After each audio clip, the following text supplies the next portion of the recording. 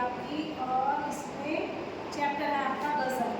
दुष्यंत कुमार इसके शायर हैं और ये जो गज़ल है ये उस टाइम की है जब हमारा देश आज़ाद हो गया था और नेताओं ने बड़े बड़े वादे किए थे कि वोट डालने का प्रजातंत्र हो गया था कि जो सबसे ज़्यादा वोट पाएगा वो प्रधानमंत्री और राष्ट्रपति बनेगा।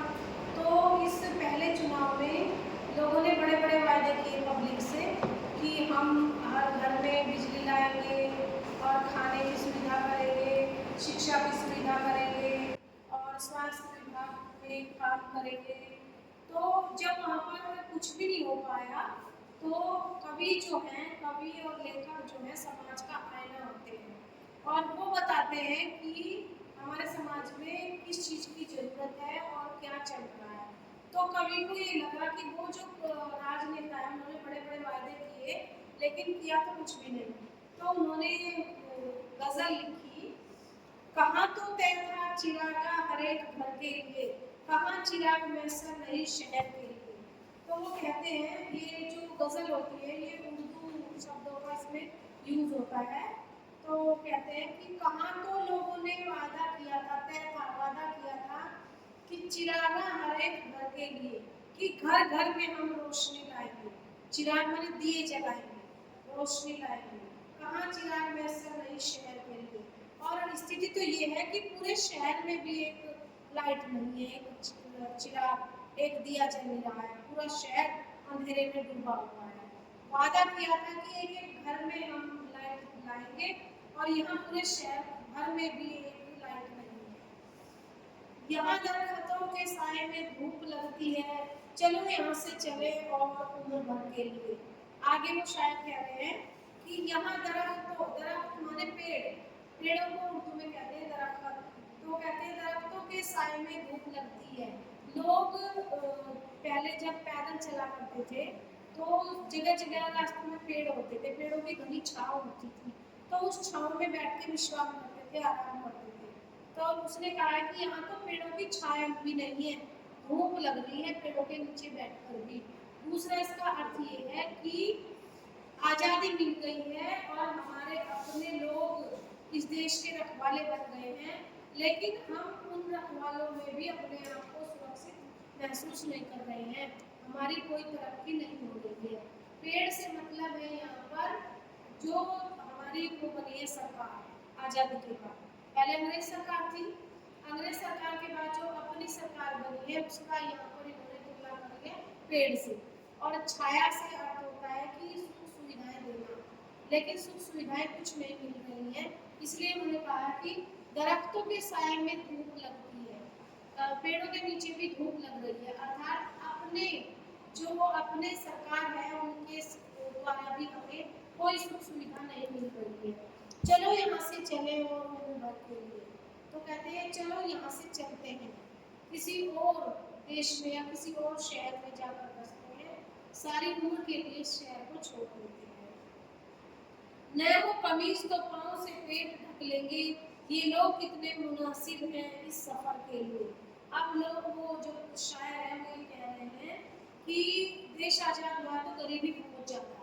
तो कह रहे हैं कि अगर हमें पहनने को कमीज नहीं मिल रही है, इवन कपड़ा भी लोगों को वहाँ उस टाइम पे मिलता नहीं था, लोग फटे पुराने कपड़े पहनते थे, लोग बच्चे तो चड्डी बनियान में गुजारा करते थे, इतनी गरीबी थी हमारे देश में।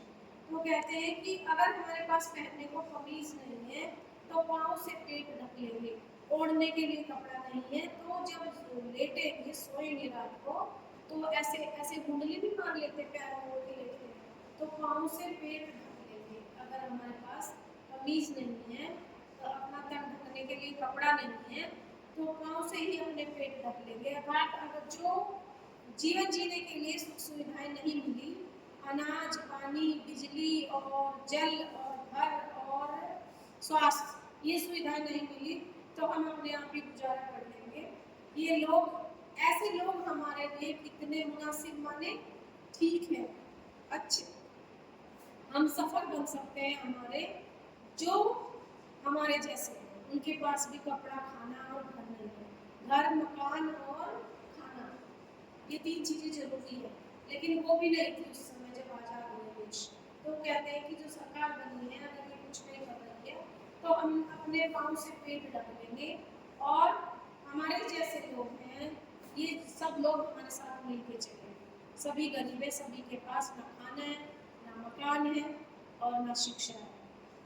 खुदा नहीं न सही आदमी का ख्वाब सही, कोई हसी नजारा तो है नजर के लिए। आगे वो कहते हैं कि खुदा नहीं न सही। अगर खुदा का मतलब है सारी मेहरबानी, ईश्वर की कृपा हम पर होना। अगर ईश्वर की कृपा हम पर नहीं हो रही है तो न सही। आदमी का ख्वाब सही, ख्वाब माने सपने। आदमी सपने तो देख सकता है आगे बढ़ने के। अगर ईश्वर मेहरबानियां नहीं कर रहे हैं तो हम सपने तो देख सकते हैं, मेहरबानियों के सुख सुविधाओं के सपने तो देख सकते हैं। कोई हसीन नजारा तो है नजर के लिए।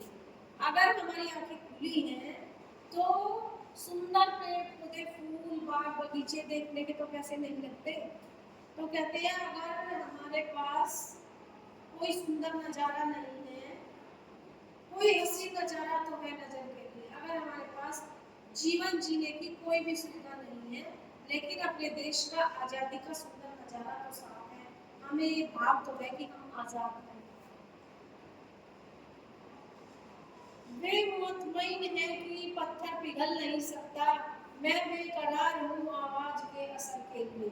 अब वो कहते हैं सरकार को कहा है उन्होंने कि ये सच है कि पत्थर पिघलता नहीं है, ये सच है कि पत्थर पिघलता नहीं है, लेकिन मैं बेकरार हूँ। बेकरार माने बेचैन। मैं बेचैन हूँ आवाज के असर के लिए।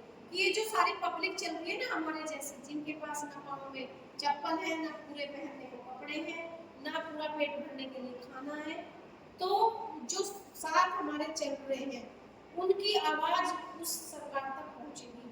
उन्होंने सरकार को कहा है पत्थर दिल्ली, तो वो बन गई है सरकार, लेकिन अब कोई सुख सुविधा नहीं दे रहे हैं। लेकिन हम सब लोग एक जैसे मिलकर आवाज उठाएंगे अपनी खाना पानी और घर के लिए और शिक्षा के लिए आवाज उठाएंगे। तो मैं बेचैन हूँ कि कब तक आखिर वो पिघलेंगे नहीं, कब तक उनकी कानों में आवाज नहीं जाएगी। मैं तब तक आवाज लगाता रहूंगा जब तक वो पिघल न जाए। तेरा निजाम है सिलते जुबान शायर की, एक ये इतिहास जरूरी है इस बार के लिए। अब आगे वो कहते हैं कि तेरा निजाम है भाई, तेरी सरकार है, तुम सरकार में बैठे बड़े बड़े लोग हो। जुबान शायर की सिलते, हाँ तुम्हें ये हक है कि तुम मुझे सब लिखने को मना कर सकते हो। आपकी सरकार है, आप यहाँ के मालिक हो और आप मुझे सब लिखने को मना कर सकते हो। ये एहतियात जरूरी है इस बहस के लिए। और जो ये क्लाइमेट फैल रहा है ना सारे में, भुखमरी फैल रही है, सुख सुविधाएं नहीं है, नेता लोग अपनी आज़ादी लेकर और अपने पद लेकर बैठ गए हैं, तो मैं उनके लिए बोलता हूँ कि आंखें खोलो और अपनी जनता पर ध्यान दो। और मैं जब तक बोलता रहूँगा तब तक आवाज़ सरकार के कानों में नहीं जाएगी। लेकिन आप मुझे चुप कर सकते हो, ये आपका अधिकार है, और बोलना मेरा अधिकार है जब तक कि मेरी बातों का असर नहीं हो। Thank you.